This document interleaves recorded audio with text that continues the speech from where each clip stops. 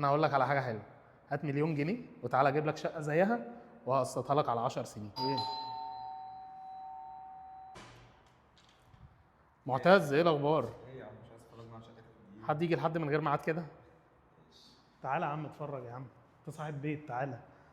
بص يا باشا، اشتريت الشقه دي بقى في قلب مصر الجديده، شايف الريسبشن بتاعي عامل ازاي؟ تعالى تعالى يا باشا اتفرج، انت مش غريب، تعالى. لسه يا باشا هفرجك، تعالى كده بص.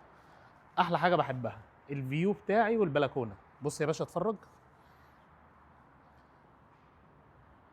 شايف الفيو عندي عامل ازاي؟ دي كلها بلكونه؟ يا باشا انا بحب بقى فاهم اتسلطن كده واقعد براحتي، بلكونتي خد بالك ازاي، فيو كده حلو زي ده.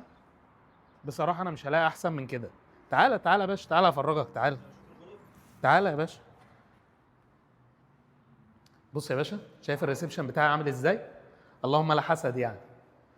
تعالى بقى بص كده يا باشا، ده الجيست تويلت عشان الناس اللي هي المتطفله اللي بتيجي مفاجئ، ها واخد بالك؟ تعالى تعالى يا باشا، الناس اللي بتيجي من غير ما بتدي مواعيد. المطبخ بقى عشان المدام عندي بصراحه يعني ده بالنسبه لنا ازمه. تعالى يا باشا تعالى، بص بقى كمان، دي احلى حاجه عندي.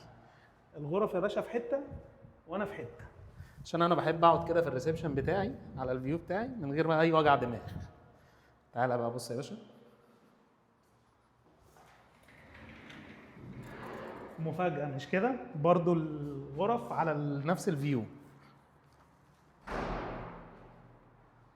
تعالى تعالى تعالى، انت لسه هتقعد تتفرج كتير، تعالى يا باشا تعالى. بص بقى كمان، ها اصل انا بحب حمامات كتير بعد اذنك يعني. تعالى يا باشا بص، دي بقى ايه؟ الغرفة بتاعت جنى الصغيرة، عقبالك كده. برضو الفيو ما فيهوش حاجة. تعالى تعالى يا باشا، دي بقى تبعنا تخصني. بص مش قلت لك بحب حمامات كتير؟ بص يا باشا اهو، دريسنج بتاعك. اطلع كده بقى يا باشا الصبح من البلكونه بتاعتي، تعالى باشا هنا، قاعد هنا يا باشا لوحدي، الشيشه الجميله جنب المطار، تيكت الطيران بتاعتك وتسافر على طول لاي حته في مصر او بره مصر عادي يعني، مش تفرق. تعالى. طب هي مش تقول لي جبتها بكام؟ لازم يعني؟ لازم اكيد.